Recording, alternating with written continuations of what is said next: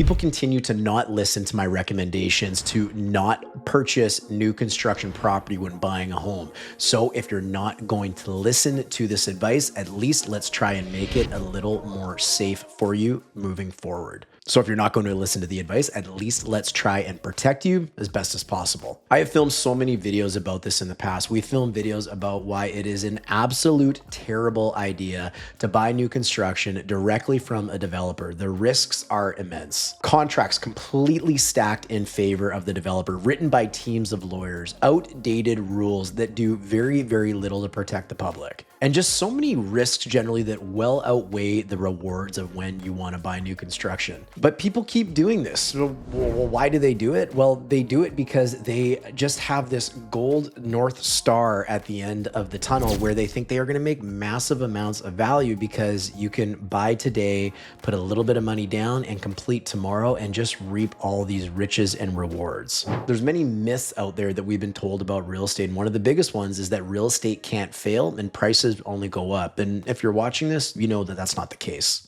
But if you are someone that is dead set on buying new construction, I'm going to give you 3 top considerations of the best and biggest ways to protect yourself so you can insulate yourself against all of the problems that have happened in the real estate market over the last couple of years. Finding developments that offer these can be the difference between making or breaking your purchase and ensuring that you don't end up in hot water. Hang around to the end because we are going to set you up for success if you are someone that wants to buy new construction regardless of the warning signs. And if you're a developer, you're going to want to watch this too because you might even learn something.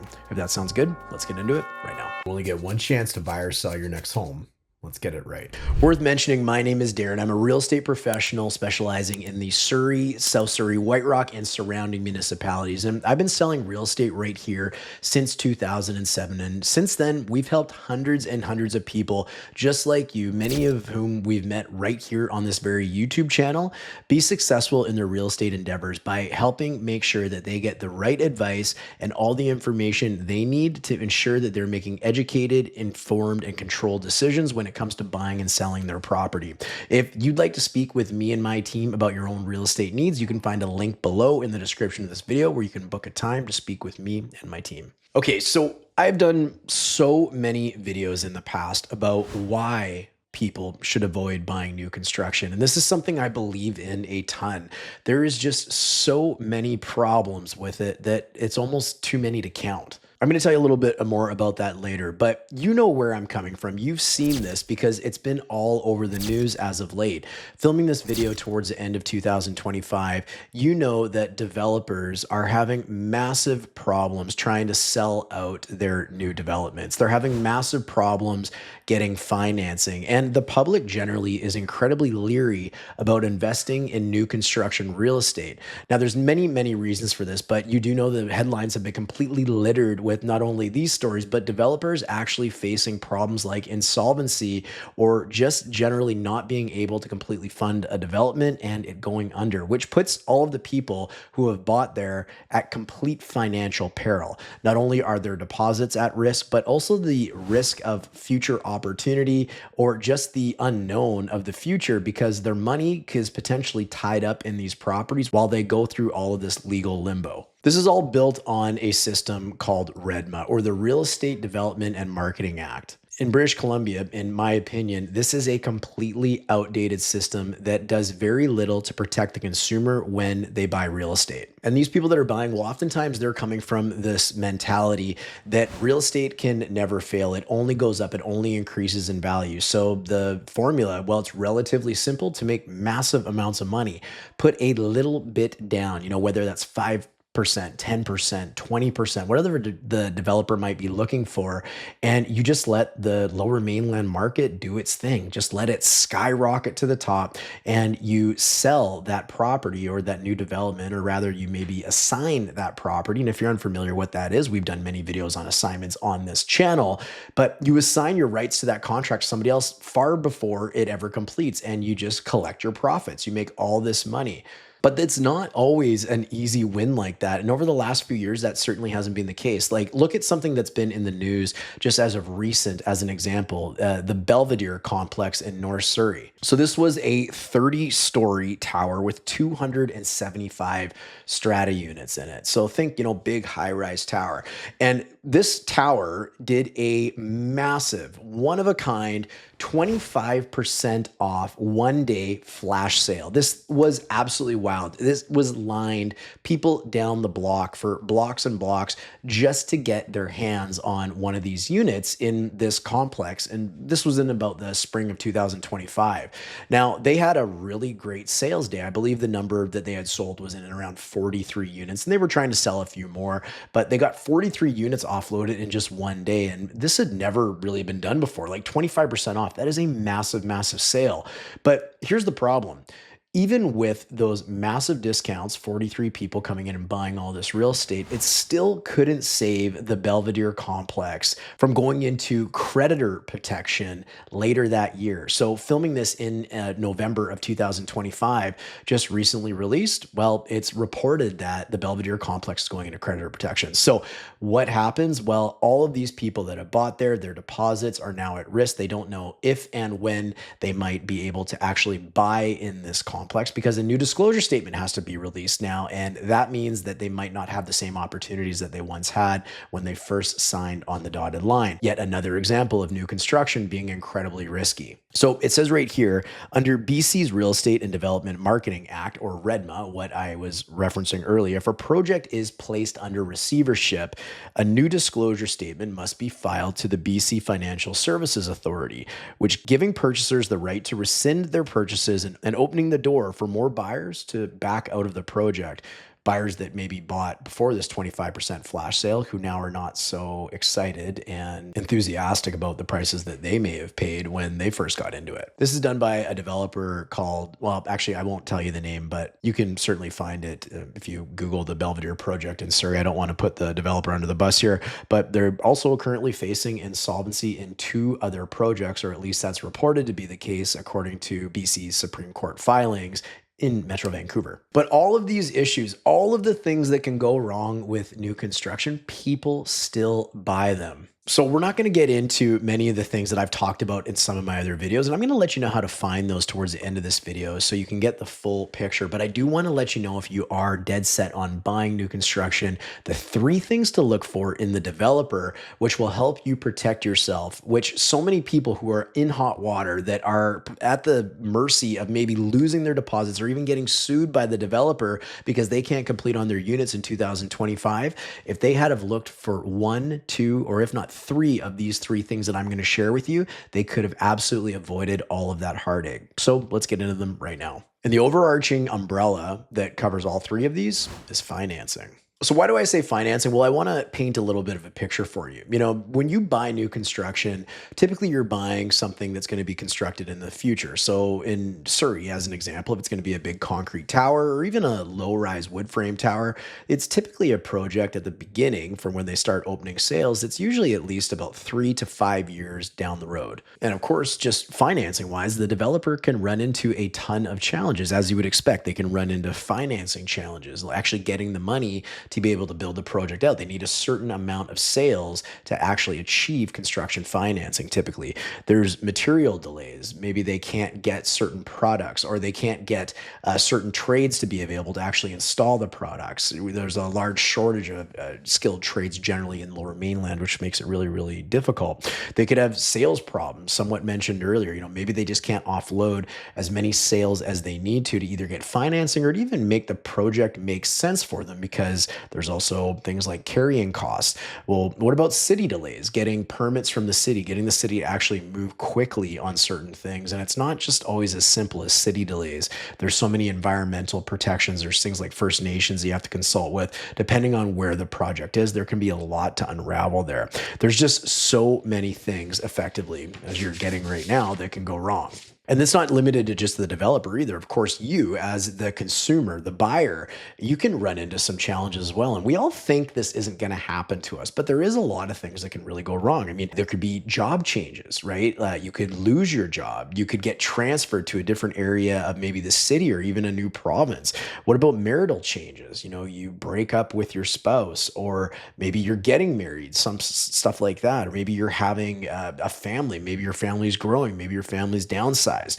What about interest rate changes? For a lot of people that looked into new construction in 2022, well, the interest rates were a heck of a lot lower than they are now. And we've seen them go up as high as about 5%, or actually over 5%. That's just for the overnight Bank of Canada rate between 2022 and today. So now we're down at like 2.25% for the overnight lending rate, but still like huge fluctuations in interest rates, which caused people not to be able to afford the mortgages that they needed to get on these new construction places to complete. There's financial hardship that happens. There's market swings, which we have seen in the last couple of years as well. There's just all these things that are unpredictable for buying a project 3 to 5 years down the line. So you, the consumer, you can't pay the bill. Well, that means you lose opportunity. You wait 3 years to find out you can't pay the bill. Let's say there was equity growth, market growth in those 3 years, but you can't pay the bill because you lost your job. Well, you lost all that opportunity of all that extra growth. You also, if you can't complete on a project, you stand to lose your deposit. And typically these deposits aren't low. They're not normally around 5%. Typically they're anywhere between 10 to even as high as 20%, which means imagine losing 20% of, let's say, a new construction condo that's worth $800,000. Imagine losing 20% of that amount. That's $160,000 that you stand to lose trying to predict the future that you're going to be able to complete on this without any issue 3 to 5 years down the road. And the worst of all is not only can you completely lose your deposit, but the developer could also sue you for breach of contract and any damages that you may cause in terms of them having to resell the unit and even reselling it at a loss. This isn't an abnormal thing. Like, this has happened to a lot of people as of recent. And I'm sure if you're watching this and maybe it's happened to you, or maybe you know of it happening to one of your friends, and I encourage you to go into the comments and share your story, share your experiences in working with new construction. And if you yourself or anybody that you know has ran into hard times or hardships and hasn't been able to complete on their property, especially as of recently, let people know in the comments and share that. And if you're someone who's wondering about buying new construction, go read those comments, go see what people are saying, and just know that these are real people with real stories that ran into some incredible challenges that were completely life altering. So make sure you read those and even share this video with anybody you know that's thinking of buying new construction. All right, so I digress there a little bit, but we need to talk about what you need to be looking at or what you need to be looking for if you do choose to buy new construction from a developer. And I kind of use this umbrella idea of financing. So what am I talking about? Well, the top 3 things that you should be looking for, or even developers, if you're watching this, should consider. Number 1, long-term rate holds. So what is a rate hold? Well, a typical rate hold when someone goes to get a pre-approval at a bank usually lasts anywhere between about 90 to 120 days. And what does that mean? Well, that means if the rates were to change, and usually that means the rate's going up, obviously, if the rates got more expensive to get a mortgage, if you have a rate hold, you're protected by that. That means you get to benefit from the lowest available rate at the time. So let's say, as an example, you can get a 5-year fixed mortgage for 4% today, and you sign on that, but rates go up to 4.5%. Well, within that 90 to 120 days, you can benefit from the original rate that you were quoted at 4% and still put that towards your mortgage. Now, here's the kicker. These things expire. As I said, they're usually 90 to 120 days. So when it comes to a project that's 3 to 5 years down the road, obviously we got some math problems here. That is a lot longer than 90 to 120 days. So some developers have organized, and typically with big banks, they would have organized this, where you can get a long-term rate hold. Maybe it's 1 year, maybe it's 2 years, maybe it's 3 years, maybe it's for the life of the project. But these big banks are really saying, look, we will guarantee you the rate of today, whatever rate they might be offering on that project, we will guarantee you that until you complete on this property. And what that does is that helps insulate you from any spikes in the rates in the coming time while you're waiting for this project to complete. This is a huge benefit because I want you to think about all the people who might have bought new construction in 2021, 2022 that was due to complete in 2024 as an example. Well, the rates that they originally thought they would qualify for when they wrote those offers versus the rates that they had to close on were incredibly different and much, much higher and much, much more expensive than they would have ever prepared for. So having a long-term guaranteed rate hold for the life of the project is huge. Now, there is lenders out there, typically the big banks, that will do longer term rate holds, but you got to read the fine print. You need to really understand this to a T. I mean, some state that they offer extended time frames, a lot of them do, but here's the kicker. This typically applies to select properties only. It usually has to be arranged in advance. And when I say read the fine print as well, you need to remember that banks are going to tell you all the reasons they are awesome, but none of the reasons that they're not. So you need to understand what you're looking at. Before we jump into the next one, I want to mention if you're looking at buying a home, whether that's in White Rock or Surrey or anywhere in British Columbia, you're going to want to take advantage of our free PDF download, 21 grants, rebates, and incentives for home buyers and homeowners just like you. This is packed full of provincial, federal, and niche programs that are out there right now to help you save money when you buy real estate. But the problem is they're often hard to find and hard to understand. So we've made them all available in this one PDF with links, explanations, and descriptions of each and every program out there so you can save money and it makes sure that you're not giving away extra money to the government unnecessarily. So if you're interested in grabbing a copy of that, you can grab that below in the description of this video. Okay, so the second major line under financing is just making sure that you don't have to re-qualify for the property that you'd want to buy. What do I mean by re-qualify? Well, when you get a mortgage, you have to qualify for it. They're going to check your job and your income and your debts and your credit and all that sort of stuff to make sure that they are comfortable, they being the bank, to actually lend you money on the property that you're looking for.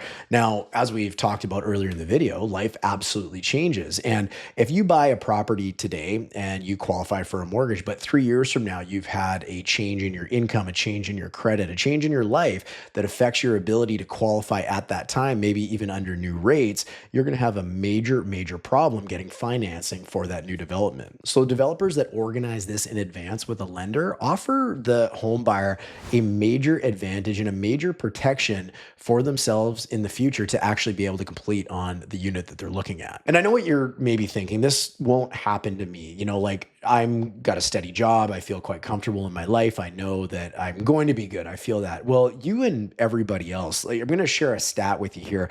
According to a widely cited study by INTOO and Harris Poll, and this is an American stat, but it's still an important one, 40% of Americans report having been laid off or terminated at least one time in their lives. 40%. That is 2 out of every 5 people have been laid off or terminated at least some point in their life. So if it hasn't happened to you or you haven't had some sort of job insecurity like this before, there is still a very high chance, 40% in fact, that it will happen to you. So not having to re-qualify, not having to re-give all that information to the bank to prove your ability to get financing is a major, major bonus. So what's the third one in our financing umbrella? Well, that one is getting an appraisal at the time the offer is written, not at the completion of the property. So not having to reappraise the property, going with the appraisal priced at the time that you write the offer. Well, you're smart. You know why this is so important. If the prices go down and you have to get a mortgage on a property that you're looking to buy and the bank sends in an appraiser to make sure they're lending an appropriate amount of money and they're not going to be in hot water should you not be able to pay your bills, they have to foreclose on you, all this terrible stuff. Well, if the property doesn't appraise at the time it's due to complete because prices have softened, prices have come down, the bank's not going to lend you money. That's a pretty big problem. In fact, this is what's burning so many people in the 2025 real estate market right now because prices have softened quite considerably from what they might have paid for these new construction properties in maybe 2021, 2022, 2023. It's important to understand what an appraisal is and also who the appraiser works for. You know, the appraisal, as I mentioned earlier, is for the bank to make sure that they're not lending too much money on a property. As an example, a $500,000 condo unit. Well, if you paid $600,000 for it, but it's only worth half a million or 500,000, the bank doesn't want to lend you all of that money because if they had to foreclose on you, they can't get it all back if they had to resell it at today's market value. So this is where the problem comes in. And the appraiser isn't going to be sweet talk. The appraiser does not work for you. They do not work for the developer. In fact, they work for the bank. Their job is to the bank. Their fiduciary duty is to the bank. Their job is to protect the bank. And they're getting paid one way or the other. They don't care if you get the property. That is not their job. Their job is to give the bank an accurate appraisal number, a safe lending number for that property so they can lend to you in confidence. Now, of course, there's things that can be done if an appraisal comes in low. It can be challenged. You could ask the appraiser to go back and relook at things, and maybe you arm them with some information that maybe they didn't see, like other sold units that might have been out there. You could get a second appraisal or a second opinion on that. That's certainly something that happens all the time. You could increase your down payment is another example. Instead of putting down 20%, maybe you put down 25 or 30%. Not, nice in theory, but not everybody can necessarily do that. Or you can try and negotiate a better value with the developer.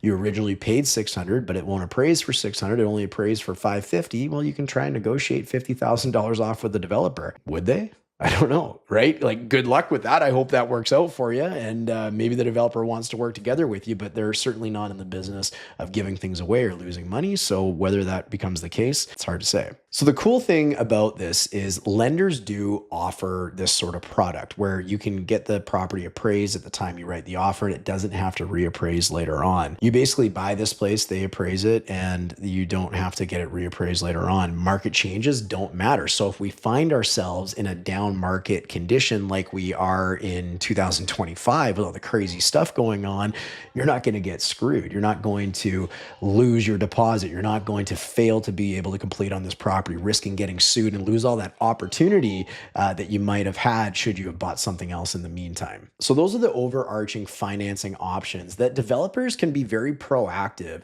in seeking out from some of the major institutions select to the property they're developing to be able to offer out to home buyers like you. And as a home buyer, when you're looking at new construction, you want to absolutely demand that you have options like these for financing, because in lieu of not having them, you could find yourself in the exact same situation that so many people are finding themselves in today. And it's really sad. Like, there's a lot of people out there who have been hurt by the real estate market, but also they've really just been hurt because they didn't make good decisions when they got into some of these new construction properties without eyes wide open. Maybe they should be watching a real estate channel like this where they are getting advice like this. Shameless plug, right? Looking for these features in new construction properties dramatically increases your safety net, and developers really should be looking at doing this in the future. It is the way of the future for buying real estate. Towards the beginning of the video, I was mentioning about all the videos that we've done about recommending to people why they stay as far away from new construction as possible. I talked about some of the problems, but there's so many more that I didn't get into this video because this was all about financing. But if you are someone who is interested in new construction, you're not going to heed my warnings. At least do yourself a favor and understand the risks when you're getting involved with that. So the video coming up next, well, it dives into the major issues in detail that people need to consider when they're buying new construction. As well as what I've done is I created, as of today, as of the day of this video dropping, a new playlist with all of our videos that we've done about new construction, how to protect yourself. So you can find that in the channel page there as well. So anyways, the video coming up next, you're not going to want to miss it. You're going to learn a ton, and you're going to see much more clearly on one of the biggest reasons, or many of the biggest reasons, why we recommend that you avoid new construction at all costs and go after resale. Anyways, if that sounds good, I'll see you over on that video. It's coming up right now. Should you avoid buying new construction? Should you avoid buying pre-sale from a developer? After watching this video, you might consider doing so.